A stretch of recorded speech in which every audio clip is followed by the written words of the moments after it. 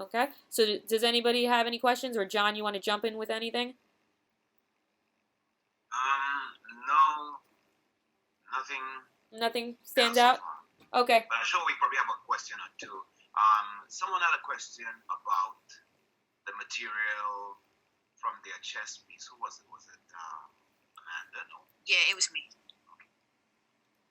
What was your question, Amanda? My question was when I made the chessboard, I had too many you know how like a chessboard is 8x8? Yes. I had more than that, and I was trying to fix it, but it wasn't. I was having trouble with that. Oh, your checkers themselves, right? You have more than 8x8. You have like, you know, it just tiled the whole thing, is what you're saying, right? Yeah. Okay, so I think you'll have to. That will probably be a texture tag thing. I'm gonna drop a checkerboard texture onto this floor, and then we'll see if we can get the same result. I'll have to put it on a. I'll probably have to test it on a more. The infinite floor will go on forever, so I'll probably have to pull out something, and we'll try to do it on something with a more specific size. Okay, but we'll see if we can get we should be able to control that. You're just probably not going to be able to do that in the texture. You actually have. I'll just point it out to you right now. Over here in the attribute, the object manager, the material tag comes with all sorts of settings as well. So you might have to come down here and change like the size of it to make sure that you're not adding extra numbers. You know, your checkers might be too small, and that's why it's making more than 8x8. And then you have to come in here and change the size of it. Okay. So we'll see if I can replicate that. If not, I'll see if I can replicate it, and then I'll put a video on Blackboard for it. Okay. So so anybody have any questions on the transparency or reflectance? No? I have a question, Professor, but it's not so much about the transparency. Should I ask you now, or should you can ask me now, because I'm gonna. If nobody has questions on this, I'm gonna switch gears. So I'm gonna switch gears to adding a material, like a wood texture. So if you have a question that's, you know, going forward, then yeah, let's ask it. It's just a quick question. So like when we get to the more intricate pieces, like the kings and the queens and all that, like when I was working on my character modeling, even though I grouped the objects together, when I tried to move them, they still moved individually. And I did the whole shift command grouped object thing. Is there another way to kind of keep them as one unit when modeling them, so that way I don't run into that issue again? I mean, what should happen is if you put them in the null, yeah, you should be able to move all of them together.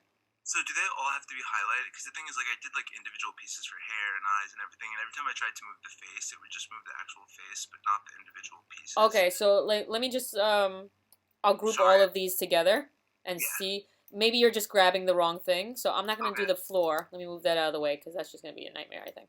But if I grab all of these guys, you have to make sure first that you grabbed all of them, like that. Yeah. Okay, and then you group objects. And then you could go object, group object. Shortcut here is Alt G. I'm on a Mac. I think that might be different if you're. It might be. Well, maybe it's the same thing. Alt G. But if I do Option G, then it'll group it together. Okay. Now I've got the null. Okay. Now if you're still highlighting these guys, it will let you move them. Okay. And I think that maybe is what happened. You have to make sure that you have the null selected, and then all of them are highlighted. And if you want to cover your base, you could actually make sure you select all of them. Shift select. But you shouldn't have to do that. You should just have to select the null, and then the null should highlight everybody and move it.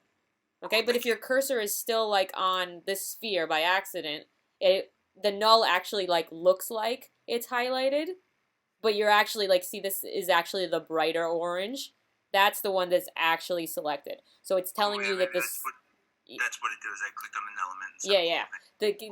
That lets you know that you're inside the null, but you're actually individually selecting a piece. Okay. If you have the null selected, that should be the brightest. You see the difference there? The null is bright, and all of those are the duller orange. That means the null selected, and now you can select the whole thing. So if you have your whole chess piece, then you would want to put it in a null and make sure to deselect so you're not still on the last thing you worked on, and then grab the null, and now you can move it. You could then scale it.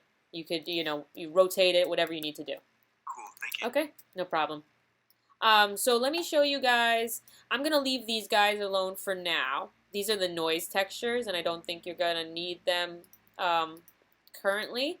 I do want to talk about the wood texture and the checkerboard because those are the questions that people have specifically for their project that they're working on now. Okay. And then I could always point you towards these ones, or we could talk about noise like next week because the great thing about a noise texture, which are these guys in the front, is that you can animate them, which is really fun.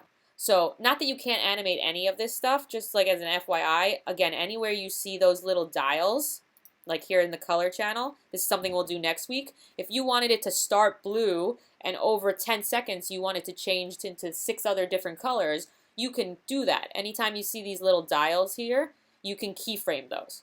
Okay? So that's something to keep in mind as well, is that you can keyframe most of this stuff, which is great. The noise texture maybe makes sense to talk about that next week. Okay? But or in the future. It's not anything that I see you guys actually using maybe for this class, but I do want you guys to at least know how to do it because it's super useful.